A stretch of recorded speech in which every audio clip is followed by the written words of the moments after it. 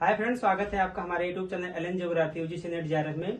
Friends, आज हम आपको जो है 3 ऐसे गेस्ट से मिलाना चाहेंगे जिन्होंने जो है जेआरएफ क्वालिफाई किया है और जेआरएफ करने के बाद जो है अपने अपने जो है सब्जेक्ट में यानी ज्योग्राफी में इन तीनों जो है तीनों गेस्ट का हमारे जो है सब्जेक्ट ज्योग्राफी है और ज्योग्राफी से जेआरएफ क्वालिफाई किया है। तो ये आज आपको जो है कैसे इन्होंने जेआरएफ क्वालिफाई किया और कौन कौन सी कठिनाइयों का इनको सामना करना पड़ा, ये सारी बातों को लेकर आपको बताएंगे और इसी के लिए आज हम जो है इनको बुलाए हैं। ये हैं मिस्टर गौरव यादव, ये हैं मिस्टर सुरेंद्र यादव और ये हैं मिस्टर आर्यन यादव। तो हम चाहेंगे कि जो है तीनों लोग अपना जो है ब्रीफ में इंट्रोडक्शन दें ताकि आपको पता चल सके कि इनका जो है बैकग्राउंड क्या रहा है और जो पढ़ाई के दौरान। तो हम चाहेंगे पहले गौरव यादव कि आप थोड़ा सा इंट्रोड्यूस कीजिए हमारे जो है ऑडियंस को। धन्यवाद कुमार सर। मेरा जो बैकग्राउंड है ग्रेजुएशन का और पोस्ट ग्रेजुएशन का वो दिल्ली यूनिवर्सिटी से है और करंटली जैसे सर ने बताया आपको कि पीएचडी मैं कर रहा हूँ, इनरोल्ड हूँ इलाहाबाद यूनिवर्सिटी से और मेरा फर्स्ट ईयर है पीएचडी का अभी। सर आप थोड़ा। Thank you sir. जैसा कि सर ने बताया कि मैं सुरेंद्र प्रताप यादव, मैंने अपना यूजी इलाहाबाद यूनिवर्सिटी से किया और पीजी डॉक्टर राम मनोहर लोहिया और यूनिवर्सिटी से किया था और इस समय मैं इलाहाबाद विश्वविद्यालय से पीएचडी कर रहा हूँ। सर आप।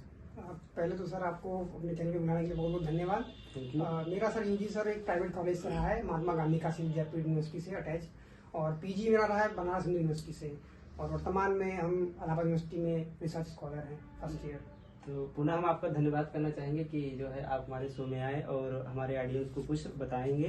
तो आप जैसा कि सर ने बताया कि कोई जो है दिल्ली यूनिवर्सिटी से अपना मास्टर्स किया है, किसी ने बीएचयू से किया है, किसी ने जो है राम मनोहर लोहिया से किया है। तो आप देख सकते हैं कि जो है अलग अलग जो है कॉलेज से निकल कर ये लोग यहाँ तक पहुँचे हैं। तो फर्स्ट ऑफ ऑल हम बात करेंगे गौरव यादव जी से। गौरव जी, हमें ये बताइए कि जेआरएफ के दौरान जब जो है सीबीटी बेस्ड जो पेपर होता है, तो पेपर के दौरान जो है बहुत सारे स्टूडेंट को जो प्रॉब्लम आती है, जैसे स्क्रॉलिंग की प्रॉब्लम आती है या बात किया जाए टाइम मैनेजमेंट की, तो दोनों पे थोड़ा थोड़ा बताइए कि आपने कैसे हैंडल किया था कि आपने जेआरएफ क्वालिफाई किया था ऐसी समस्याओं को। सर कंप्यूटर बेस्ड टेस्ट में सबसे जो मेन फलक्रम है वो आता है सर, स्क्रॉलिंग का इशू आता है और उसके अलावा टाइम मैनेजमेंट जो है वो एक और मेन इशू है, क्योंकि सर कंप्यूटर बेस्ड टेस्ट में क्या है, टाइम मैनेजमेंट इतना ज़्यादा इंपॉर्टेंट हो गया है कि जब आप स्क्रॉल कर रहे होते हैं तो जो ऑर्डर ऑफ सीक्वेंस है आपको, अगर आप पेपर 1 कर रहे हैं, जैसे आपको पता होगा पेपर 1 होता है यूसी नेट में और पेपर 2 होता है जी। तो अगर आप सीक्वेंस में नहीं अटेंड कर रहे हैं पेपर को तो हो सकता है आप लोगों के लिए आगे चल के कॉम्प्लिकेशन हो जाए 2 घंटे या 3 घंटे के बाद। तो सबसे जरूरी चीज जो इसमें यह है कि आप जो है क्रोनोलॉजी से स्टार्ट कीजिए। अगर आप पेपर 1 अटेंड कर रहे हैं तो प्रॉपरली आप उसको अटेंड करें। अगर आप ज्योग्राफी कर रहे हैं या आपका कोई और सब्जेक्ट है तो आप उसको प्रॉपरली अटेम्प्ट करें। ऐसा नहीं कि आप जो है पहले ज्योग्राफी कर रहे हैं पेपर 2 और बीच में ही आप स्विच कर जा रहे हैं पेपर 1 में। ये पहली जो मोस्ट इंपॉर्टेंट थिंग है इसमें, ये आप लोगों को ध्यान रखना है। और स्क्रॉलिंग में मेनली जो इंग्लिश मीडियम वाले बच्चे हैं उनको ज्यादा प्रॉब्लम इसलिए आ रही है क्योंकि पहले हमको, अगर आप इंग्लिश मीडियम के हैं तो आपको हिंदी मीडियम वाला पेपर आपको देखना ही पड़ेगा, क्योंकि आप स्क्रॉल करेंगे, नीचे जाएंगे, फिर आपको इंग्लिश वाला कंटेंट मिलेगा। और आप हिंदी मीडियम के हैं फिर भी आपको प्रॉब्लम होती है, क्योंकि आप जो है स्क्रॉल करने के बाद नीचे जाके आपको जो है ऑप्शन टिक करना है जी। तो ये चीजें ध्यान रखनी है जब आप प्रैक्टिस कर रहे होते हैं रूम पे या अपने प्राइवेट स्पेस में। तो ये होता है कि आप अपना सिर्फ लैंग्वेज देख रहे होते हैं। आपका हिंदी है तो आप हिंदी में अटेंड कर रहे होते हैं और अगर आपका इंग्लिश है तो आप इंग्लिश में अटेंड कर रहे होते हैं।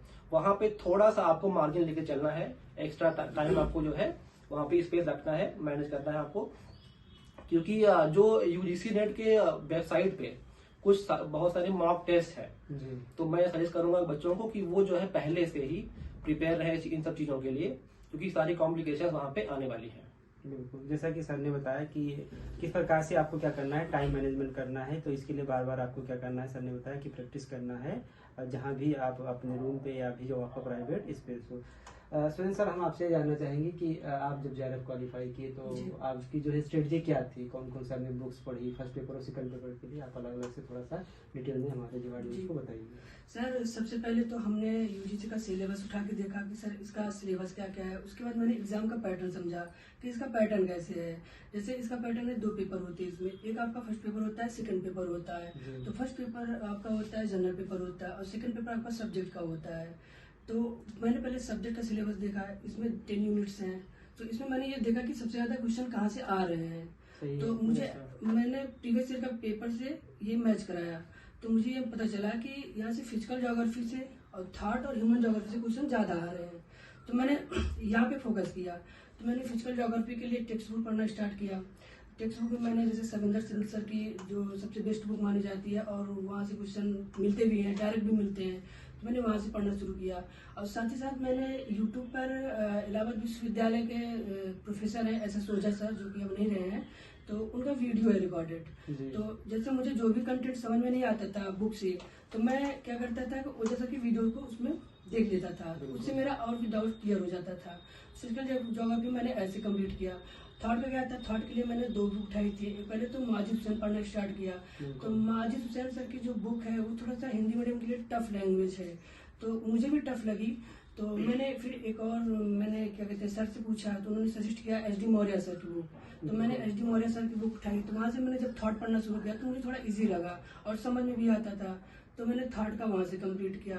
बाकी इंडियन ज्योग्राफी का है वो मैंने ऐसे पढ़ा। तो उसके बाद मैंने जब सब्जेक्ट का मैंने पढ़ लिया, फिर फर्स्ट पेपर पे मैं आ गया। फर्स्ट पेपर में क्या था, बहुत सारे टॉपिक्स थे, जैसे ICT हो गया, टीचिंग एप्टीट्यूड हो गया, रिसर्च एप्टीट्यूड हो गया, और इसके साथ ही साथ DI हो गया, डाटा इंटरप्रिटेशन, और कहते हैं कॉम्प्रिहेंशन भी आता है इसमें। तो यहाँ पे अगर आप इसको बहुत लाइटली लेते हैं तो मुझे नहीं लगता कि JRF हो पाएगा फिर, क्योंकि अगर आपको JRF होना है तो दोनों पे फोकस करना पड़ेगा। तो मैंने फर्स्ट पेपर पे भी फोकस किया। फर्स्ट पेपर मैंने ICT के लिए, रिसर्च एप्टीट्यूड और टीचिंग एप्टीट्यूड के लिए मैंने यूट्यूब से कुछ कंटेंट उठाए। यूट्यूब पे जैसे कि हिंदी मीडियम के लिए बेसिकली कुमार भरत सर का वीडियो है, जो कि बहुत ही कॉन्सेप्ट बेस्ड है, अच्छे से समझ में आ जाता है, और शॉर्ट वीडियो है, ज़्यादा लंबे भी नहीं है। तो मैंने वहाँ से उसको कंप्लीट किया। तो इस प्रकार मैंने दोनों को कंबाइन किया। बुक कौन सी आपने पढ़ी थी फर्स्ट पेपर के लिए? सर मैंने सबसे पहले तो KVS मदान का उठाया था। मैं पढ़ना स्टार्ट किया तो कुछ टॉपिक उसमें मुझे टफ लग रहे थे लैंग्वेज, तो मैं दृष्टि का भी उठाया। दृष्टि की भी एक बुक आती है फर्स्ट पेपर के लिए, तो वहाँ से मैंने पढ़ना शुरू किया। तो 2-3 टॉपिक मैंने दृष्टि से पढ़े थे, बाकी जो है KVS मदान सर की बुक से पढ़े थे।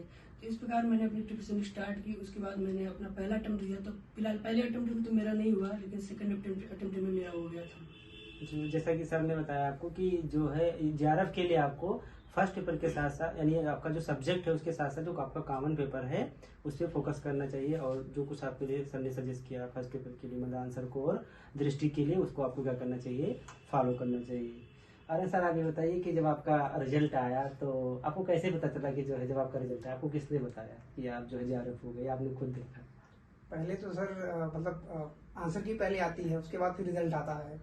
तो आंसर की आने पे मुझे मतलब लग गया था कि हो जाना चाहिए, क्योंकि मार्जिन से काफ़ी आगे में था। तो उतना लोड वो नहीं था कि नहीं होगा नहीं होगा। तो मुझे वो डेट याद है 30 नवंबर 2020 जब JRF हम हुए थे या रिजल्ट आया था, तो उस दिन देव दीपावली थी। तो भगवान की कृपा देखिए कि उस दिन मैं देव दीपावली देख रहा था, बनारस में गंगा जी में था उस समय जिसमें रिजल्ट आया। तो काफ़ी खुशी हुई, और उससे ज़्यादा खुशी हुई घर वालों को जान के। जब मैं घर पे आया तो ऑलरेडी घर वाले मतलब खुशी से मेरा इंतजार कर रहे थे कि कब आए तो हम लोग डिस्कस करें। तो वो एक अलग फीलिंग थी, और मुझे लगता है कि जो भी अभी कर रहे होंगे तैयारी प्रिपरेशन, और वो भी ऐसा पाएंगे JRF होने के बाद। तो वो एक अलग फीलिंग है सर। तो जब आपने रिजल्ट देखा तो सबसे पहले किसको फोन करके बताया, ये बताइए। सबसे पहले मैंने भैया को बताया, अपने बड़े भैया को जी, क्योंकि वो कैसा रिस्पांस था आपके भैया काफी खुश थे। वो मतलब खैर वो तो जान ही रहे थे कि हो जाना चाहिए, क्योंकि आंसर की से आपको लग जाता है कि आप किस रेंज में हैं। वो तो था, लेकिन एक औपचारिकता रह गई थी, तो वो औपचारिकता जैसे ही क्लियर हुई तो फिर बिल्कुल सही कहा आपने कि रिजल्ट देखने के बाद एक अलग सी जो है लोगों के जो अंदर खुशी महसूस होती है, तो वही आपने भी महसूस किया।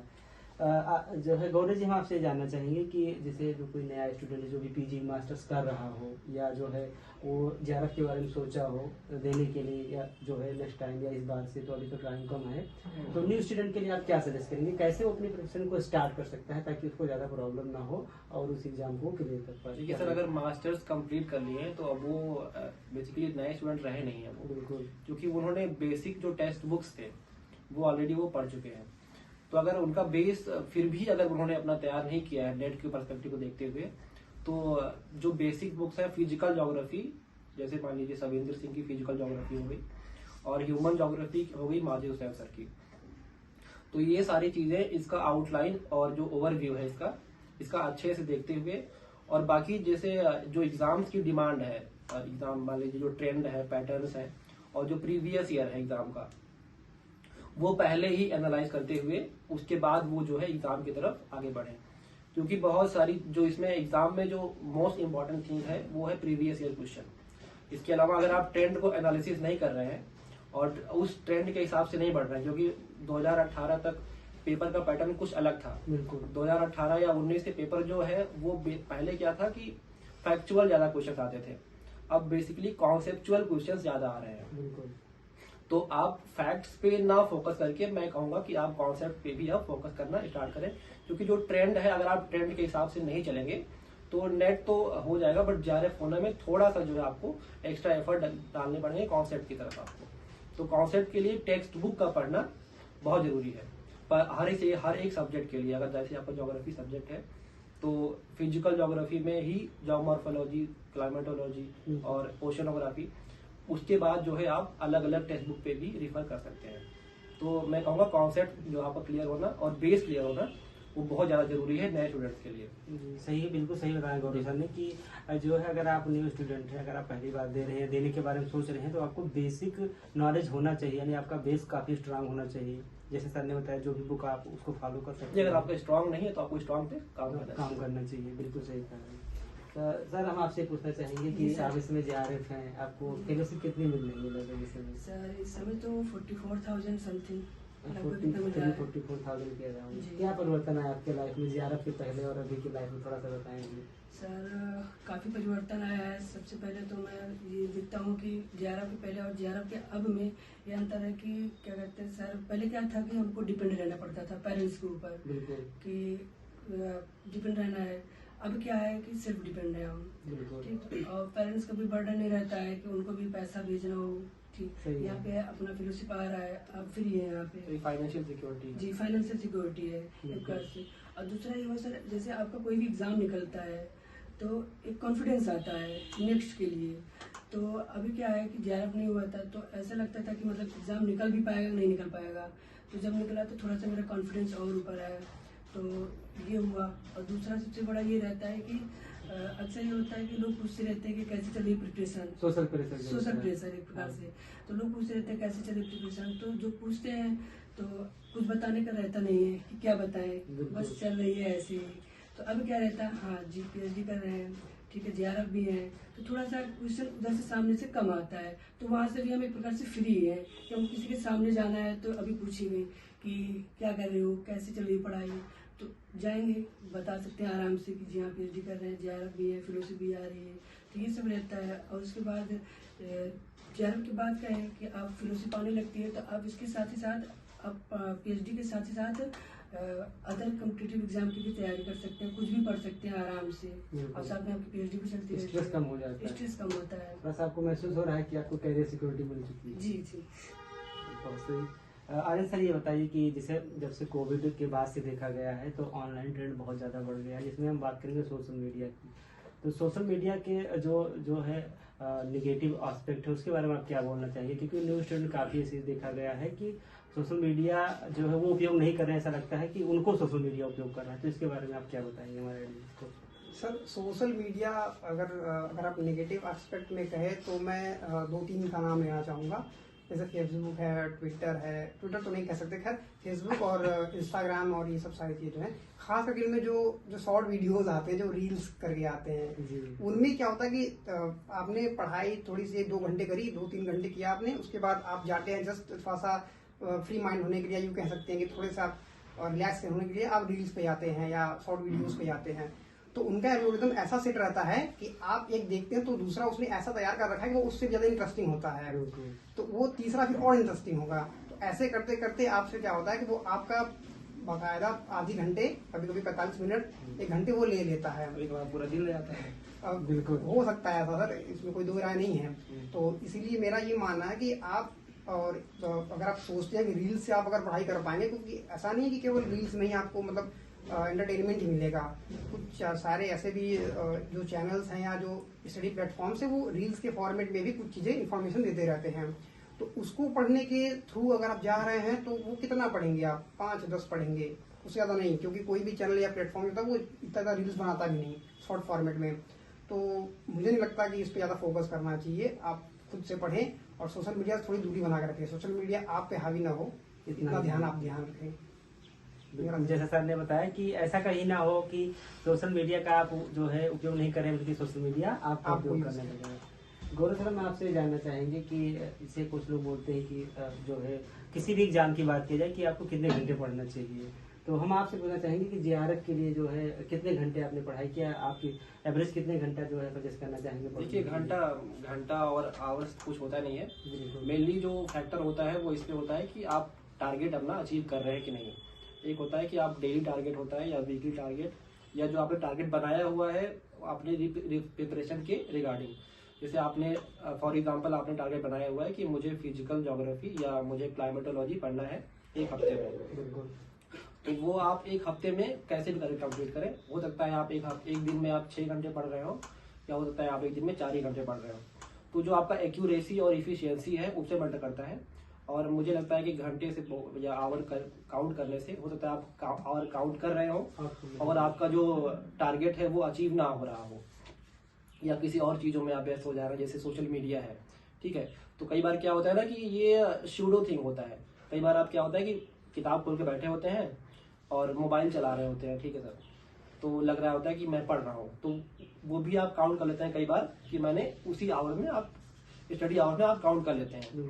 तो एज लॉन्ग एज आपका टारगेट अचीव नहीं हो रहा है तो कोई मतलब नहीं है आवर्स काउंट करने का। चलिए, आवर्स पे हमें आपको ध्यान नहीं देना है, आपको जो है टारगेट सेट करना है। कुछ ही जिस भी सब्जेक्ट से आप दे रहे हैं, कोई भी एग्जाम दे रहे हैं, और आप जो है उस टारगेट को कितना जल्दी क्या करते हैं, अचीव करते हैं। आर्यन सर, हम ये जानना चाहेंगे कि आपने फर्स्ट अटेम्प्ट में जेआरएफ क्वालिफाई किया, काफ़ी लोग जो 2-3 अटेम्प्ट 4 अटेम्प्ट देते रहते हैं। ऐसे लोगों को, ऐसे स्टूडेंट आते हैं जो 7-8 बार से लगातार नेट हो रहे हैं, तो कौन सी ऐसी चीज़ें हैं जो आपको जो है उनमें और आपने अंतर क्रिएट की कि आपने पहले अटेम्प्ट में जेआरएफ क्वालिफाई किया? नहीं सर, अंतर तो कुछ नहीं होता है, क्योंकि आप कितना अपना बेस्ट दे पा रहे हैं एग्जाम में, ये भी मैटर करता है। पहले बार में और दूसरे तीसरे बार में या 4 बार में होने में डिफरेंस केवल इतना होता है कि आप अपनी गलतियों से सीख नहीं रहे हैं। जी। जो पहली बार में हुए उनके बारे में तो ये कहा जा सकता है कि उन्होंने अपना बेस्ट दिया, नो डाउट नेट वालों ने भी अपना बेस्ट दिया, बट जब वो दूसरी बार देने जा रहे हैं तो वो अपनी गलतियों को एनालाइज करें, और ये कोई नहीं करता जहाँ तक मुझे लगता है। ये आपसे कहते हुए बहुत लोग मिल जाएंगे कि मेरा 5 बार नेट है, वो काफी मतलब उत्साह से कहते हैं, जो भी कह सकते हैं आप उसको, कि मेरा 5 बार नेट है। और मैं एक क्वेश्चन आप उनसे ये पूछ लें कि आपके 5 बार में क्या गलतियां थी, वो शायद ना बता पाए, वो कभी नहीं बता पाएंगे। तो आप ईमानदारी से ये करिए कि आप एक बार दीजिए, नेट हुआ, आप अपनी गलतियों को देखिए कि कौन सा पोर्शन मुझसे नहीं हुआ है जिससे मैं हो सकता था, ठीक है, तो आप उस पर ध्यान दीजिए। तो मुझे नहीं लगता कि आपको 3-4 बार देने की जरूरत पड़ी, क्योंकि बहुत बड़ा पहाड़ नहीं है जेआरएफ। जो फर्स्ट अटेम्प्ट में हो रहे हैं वो भी तो वैसे ही आए हैं, ऐसा कुछ नहीं है कि उन्होंने कुछ विशेष पढ़ लिया। और जो 5 बार पढ़ा है वो तो हमसे ज्यादा पढ़ा होगा, ऑब्वियसली उससे ज्यादा पढ़ा होगा। तो आप इसका मतलब कि आप गलतियों से सीख नहीं रहे हैं। तो एक ये सलाह यही रहेगी कि आप अपनी गलतियों से सीखें और उनको बाकायदा एनालाइज करके उस पर काम करें, ये जरूरी होगा सर। तो ये जो 5 बार 6 बार ये फकीर नहीं बने रहना चाहिए, जो आप एक जो है एक रास्ता अपना लेते हैं कुछ लोग कि हम इसी पे ही चलेंगे, एग्जाम कुछ भी पूछे हम उसी पे चलते रहेंगे, तो ऐसा हमें नहीं करना है। हमको थोड़ा सा क्या करना पड़ेगा, एग्जाम के साथ साथ जो हम लगातार कमियां कर रहे हैं उसको ध्यान देते हुए हमें चलना रहेगा। गौरवी, हमें ये बताइए आप थोड़ा सा कि जो है ऐसा देखा जा रहा है कि जो क्वेश्चन आ रहे हैं तो इसमें कूट वाले क्वेश्चन ज्यादा आ रहे हैं। हम कुल मिला के लिए पूछना चाहते हैं कि एग्जाम में एक होता है हार्ड वर्क, होता है स्मार्टनेस। तो स्मार्टनेस के बारे में थोड़ा सा बताइए कि कैसे लोग उसको, हार्ड वर्क करते हैं बहुत सारे लोग, लेकिन फिर देखिए आप दोनों को अलग नहीं कर सकते हैं। जैसे हार्ड वर्क है और स्मार्ट वर्क है, आप दोनों को अलग अलग बात नहीं करना चाहिए। हार्ड वर्क जो है वो स्मार्ट वर्क से ही आता है, ठीक है। अगर आप पढ़ाई नहीं कर रहे हैं, मेहनत नहीं कर रहे हैं, तो आप कितने भी स्मार्ट हो, ठीक है, तो वो आपका होने वाला नहीं है, कहीं भी नहीं होने वाला है, छोटे से छोटे एग्जाम में भी आपका नहीं होने वाला है। तो हार्ड वर्क करें, बट क्या है कि जिस आप एग्जाम की प्रिपरेशन कर रहे हैं और उसके जो डिमांड्स हैं एग्जाम के, और जो आपके ट्रेंड्स हैं पिछले एग्जाम के हैं, तो और जो जिन्होंने क्वालिफाई किया है उनकी क्या स्ट्रेटेजी रहे हैं, तो वो सब चीजों को आप देखते हुए, वो होता है एक स्मार्ट स्टडी। और जो एग्जाम्स में आ रहे हैं क्वेश्चंस या जो पैटर्न्स हैं, जो कॉन्सेप्ट्स हैं, अगर आपको उनके इर्द गिर्द ही रहना है, आपको जो है हैफाजत पढ़ाई नहीं करना है कि मतलब कहीं से भी शुरू हो जा रहे हैं, कहीं पे भी खत्म हो जा रहे हैं, तो वही होता है जो है स्मार्ट वर्क। और साथ ही साथ आपको जो आपका जो डेडिकेटेड स्लॉट है, जैसे आप 5 घंटे या 6 घंटे 7 घंटे पढ़ रहे हैं, तो वो आपको हार्ड वर्क करना ही करना है, उसको कोई रिप्लेस नहीं कर सकता है सर। कि जैसे आप समझ रहे हैं कि हम मेरा IQ ज़्यादा है तो मैं 2 घंटे में क्वालिफाई कर लूंगा, तो हो सकता है किसी स्टूडेंट के लिए 4 घंटे लगे और किसी स्टूडेंट के लिए 6 घंटा लगे, बट पढ़ना सबको पड़ता है सर इसमें। बिल्कुल सही कहा कि कोई जो है आपको हार्ड वर्क ही लास्ट में क्या दिला सकती है, सफलता दिला सकती है। सुरेंद्र सर, आप ये बताइए कि आपने सोचा था कि आप जो है JRF क्वालिफाई करके PhD करेंगे, कब आपने ऐसा डिसाइड किया? सर मैंने डिसीजन लिया लॉकडाउन में सर मैंने घर गया, उसके बाद कोई भी एग्जाम भी नहीं हो रहा था तो मैं खाली ही बैठा था, तो मैंने सर UGC के बारे में सर्च किया। मेरा PG हो चुका था, लॉकडाउन में हुआ, 2020 में कंप्लीट हुआ था, तो मैं UGC का सिलेबस उठा के देखना शुरू किया। फिर मैंने इसका सब कुछ समझा, फिर मैंने वहीं से डिसाइड किया कि मुझे UGC का एग्जाम देना है। PG के बाद आपने डिसाइड किया? PG के बाद मेरा PG कंप्लीट हो चुका था। PG के बाद आपने डिसाइड किया कि हम जो है JRF क्वालिफाई करके PhD करेंगे? जी। PG के बाद मैंने एग्जाम का सब कुछ देखने के बाद मैं फर्स्ट अटेम्प्ट दिया, तो उतनी प्रिपरेशन थी नहीं मेरी, तो हो नहीं पाया, लेट ही हुआ था। फिर मैंने और अच्छे से, जैसे सर ने बताया कि आप अपनी कमियों को पहले खोजिए, ये नहीं कि आप 5 बार नेट हो गए, 4 बार नेट हो गया, आप उसी को सबको बताते फिर रहे हैं। तो मैंने उसमें देखा, तो उसके बाद मैंने इसका मतलब अगर ये देखा जाए कि इसे कहा गया है कि लॉकडाउन में एक आपदा था, तो उस आपदा को हमने अवसर में लिया। जी सर, कह सकते हैं आप, क्योंकि कुछ था ही नहीं, उसके बाद घर पे टाइम ही वेस्ट हो रहा था, तो मैंने यही कर डाला। चलिए, बहुत बढ़िया। आर्यन जी, आप ये बताइए कि अभी जो है रिसेंट 12 तारीख को पेपर होने वाला है UGC नेट JRF का, तो आप जो है हम विषय पर बात करेंगे कि आप ज्योग्राफी से JRF है, तो ज्योग्राफी का जो पेपर है वो 12 तारीख को सेकंड शिफ्ट में होने वाला है। तो अभी तो आप देखा जाए तो 4, 5, 6, 7 दिन बचा है, तो जो स्टूडेंट इस बार पेपर दे रहे हैं उनके लिए आप क्या सजेस्ट करेंगे, क्या करें इतने दिनों में जो अभी तक करते आए हैं? कुछ देखिए सर, जो पढ़ाई होनी थी वो हो चुकी है आपकी, बिल्कुल, इसमें कोई दो राय नहीं है कि आप इसमें नया एक्सपेरिमेंट नहीं कर सकते। आपको क्या करना है, आपने जितना पढ़ा है या जो ना भी पढ़ा हो, आप उसके केवल MCQs देखिए बस। आप इसमें केवल MCQ फोकस करिए, रोज आप MCQs लगाइए, और इन द केस अगर MCQs में अगर आपको कुछ नया मिल जा रहा है उसको केवल पढ़िए। ये नहीं कि आप टेक्स्ट बुक उठा के लगे पढ़ने की, मुझे अब जन्मावली पढ़नी है, ये पढ़नी, वो पढ़नी है, उसका समय अब जा चुका है। आपके पास 8 दिन 10 दिन जितने भी दिन समय बचे हैं, आप उसमें टोटल MCQs लगाइए। उसमें अगर आपको कोई नया फैक्ट मिल रहा है तो आप उसको मेमोराइज कर लीजिए। और मुझे लगता है कि इसका रिवीजन ज्यादा करना, रिवीजन फेज है। आप किसी भी एग्जाम को क्रैक करने के लिए सबसे बड़ा रोल आपका होता है रिवीजन का। रिवीजन आप नहीं करेंगे तो आपका पढ़ा सारा का सारा व्यर्थ चला जाएगा। तो मुझे लगता है कि इस समय जो जितने भी एस्पिरेंट्स हैं जो 12 तारीख को पेपर देने जा रहे हैं, वो रिवीजन कम MCQs प्रैक्टिस पे फोकस करें। सर ने जैसा कि बताया कि आपको अभी जो 12 तारीख को पेपर देना है, ऐसे स्टूडेंट को केवल आपके जो भी नोट्स हो, जो भी जो है आपने जहाँ से भी कंटेंट उठाया है, तो उसको आपको क्या करना है, बार बार रिवाइज करना है, और यही रिवीजन ही आपको क्या करना है, सफलता दिला सकती है। सर, आप कुछ संदेश देंगे जो 12 तारीख को स्टूडेंट का पेपर है? सर, मेरी तरफ से संदेश यही है कि जो आपका एग्ज़ाम के 3 घंटे हैं उसमें आप अपना बेस्ट देने का प्रयास करें। साथ ही साथ एग्ज़ाम में आपको स्ट्रेस नहीं लेना है। जो भी आप स्ट्रेस है और जो भी आपका प्रेशर है, और हो सकता है आपने पढ़ाई, हाँ बिल्कुल पढ़ाई किया ही है आपने, तो आप टेंशन होगा आपको एग्ज़ाम को लेके, वो सब चीज़ें आप एग्ज़ाम के बाहर रखी आइए। जो भी आप एग्ज़ाम अगर बैठ रहे हैं आप जो एग्ज़ाम में, तो 3 घंटे आप फ्री माइंड रहें। फ्री माइंड रहना बहुत ज़रूरी है, क्योंकि फ्री माइंड रहने से कई बार क्या होता है कि 5 से 10 क्वेश्चंस का मार्जिन आ जाता है, क्योंकि आप पैनिक होते हैं। और दूसरी चीज़ क्या है कि एग्ज़ाम में हम लोगों ने एक चीज़ नहीं ऐड किया सर, कि UGC नेट के पेपर 1 और पेपर 2 में एक कॉम्प्रहेंशन का पार्ट आता है सर। बिल्कुल। तो जो कॉम्प्रहेंशन का पार्ट है वो एक तरीके से वो फ्री का नंबर होता है, और सबसे लास्ट में आता है, वो 91 से लेके 100 नंबर पे रहता है क्वेश्चन। ज्योग्राफी में भी वही रहता है सर, और पेपर 1 में भी वही सेम चीज है। तो क्या होता है कि सर हम कई बार इतना ज्यादा जो है लोड ले लेते हैं स्टार्टिंग में ही, कि लास्ट तक पहुंचते पहुंचते हम एग्जॉस्ट हो जाते हैं। या कई बार क्या होता है कि हमारे पास टाइम नहीं रहता है, इजी क्वेश्चंस के लिए हमारे पास टाइम नहीं रहता है, और हम जो है टफ क्वेश्चंस में अपना टाइम इतना ज्यादा स्पेंड कर चुके होते हैं कि हम मेंटली थक जाते हैं एग्जाम में। तो जो आपको जो पहला राउंड है वो इजी क्वेश्चन पे फोकस करना है। पहले राउंड में जो आपका 1 लाइनर क्वेश्चन है उन पे आप फोकस कीजिए, और साथ ही जो कॉम्प्रहेंशन वाला पार्ट है और DI वाला पार्ट है, जो इजी क्वेश्चन है जिसमें आपको फ्री का नंबर मिल रहा है, ठीक है, आपको ऐसे ले जा रहे हैं कि हाँ ले जाओ 20 नंबर ले जाओ आप, तो वो आपको कलेक्ट करना है। अगर आप उस 20 नंबर को छोड़ रहे हैं तो आपका नहीं होने वाला सर। तो आपको जो है एग्जाम में पैनिक नहीं करना है और टेंशन फ्री रहना है, मेरा यही संदेश है सर। सर आप कुछ संदेश देना चाहेंगे 12 तारीख के स्टूडेंट को ज्योग्राफी? सर मैं तो ये कहना चाहूँगा कि जिस सर ने बताया कि टाइम का देखें, क्योंकि क्या होता है कि जब आप एग्जाम हॉल में बैठते हैं तो आपको जो क्वेश्चन पता भी रहता है आप पैनिक हो जाते हैं और वो भी गलत करके चले आते हैं, क्योंकि आप ज़्यादा टाइम स्पेंड कर देते हैं कि टफ क्वेश्चन के ऊपर कि हम इसको करके आप ईगो पे ले लेते हैं, हम इसको करेंगे, कैसे नहीं होगा ये हमसे, तो वो नहीं करना है। आपको लग रहा है कि ये इसमें टाइम जा रहा है तो आप उसको छोड़ के आगे बढ़ सकते हैं। आप टाइम मैनेजमेंट बहुत इंपॉर्टेंट है। लास्ट में आते थे क्या होता है आपका टाइम बचता नहीं है, फिर वही बात हो जाती है जैसे सर ने बताया कि आपके इजी क्वेश्चन के लिए टाइम नहीं बचते हैं।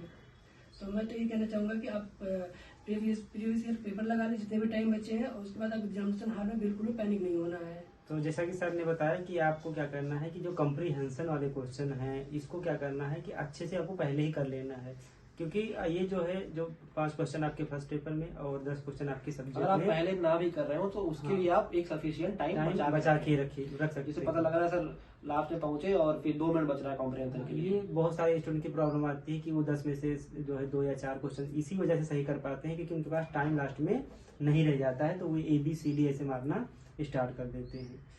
तो तीनों आप लोगों का धन्यवाद कि आप लोग आए और हमारे ऑडियंस को इतने अच्छी बातें बताई आप लोगों की कैसे JRF क्वालिफाई किया जाए।